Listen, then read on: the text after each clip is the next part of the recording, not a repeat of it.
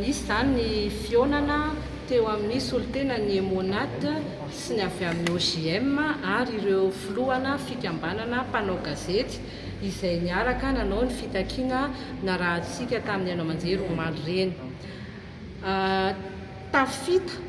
tany amin'ireo solotenany Emonat zany zao ny fitakiana avy aty amin'ny mpanao gazety momba ilay hoe fanaovana fialantsiny Ampahibemaso dia antenainy ny siny izay valin'izay amin'ny fotoana fohy. Ankoatr'izay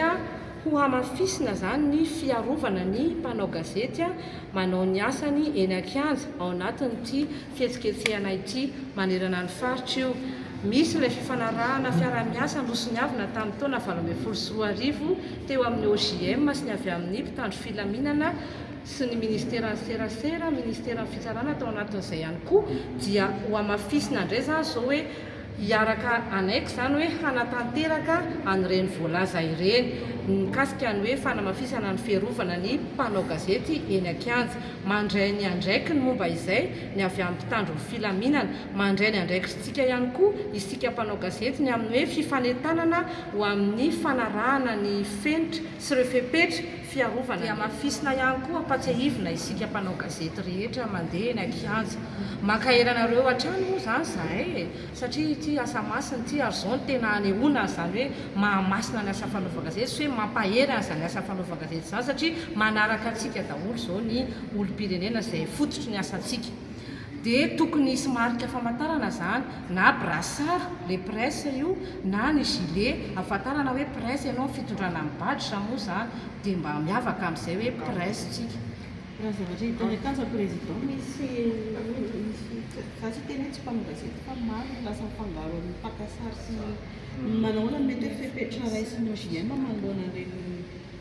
sasany tsy mpanao gazety. Ny ordre des journalistes de Madagascar zany dia mampitandrina an'ireny olona mitady isolokony ny asan'ny mpanao gazety ireny fa andray fepetritsika misy lalàna fe zany, misy ny fanasaziana, misy ihany koa ny eny eo tsika mandray fepetra arakaraky ny tranga misy fa isika samysika eny Ankianja koa dia angaviana samy mba hifampijery an'ireny satria izahay moa zany tsy voatery hoe midina eny Ankianja, misy fotoana ihany anaovana ny asa dia midina eny Ankianja fa rehefa ilay samy eny dia mba isika no fampiaro amin'ny asantsika.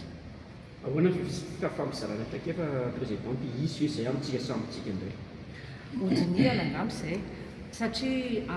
andraikitsika ihany koa izay ny amin'ny hoe fampiofanana andraikitra be zany ao anatin'ny asan'ny ordre zany dia hodiniana izay ary tsy maintsy izy kosa zany ary efa nisy foana moa zany hatramin'izay na zao anatin'izao fitantanana krizy zao ary hoe fetrehana ny asa ao anatina krizy efa nisy ny fifampizarana tao anatin'izany araka tamin'ny fikambanan'ireo mpanao gazety mpakasary sy ny avy amin'ny ministera ny filaminam-bahoaka nampiatsahantsika n'ilay hoe ahoana ny fomba atao rehefa eny Ankianja fa ny fototra aloha zany dia hoe anariana mpitandro filaminana izay ny azo antoka ny sécurité izay aloha ny fototra n'ilay asa nefa moa eny Ankianja eny betsaka ny lehibe zany dia fitakiana ho ampitaina.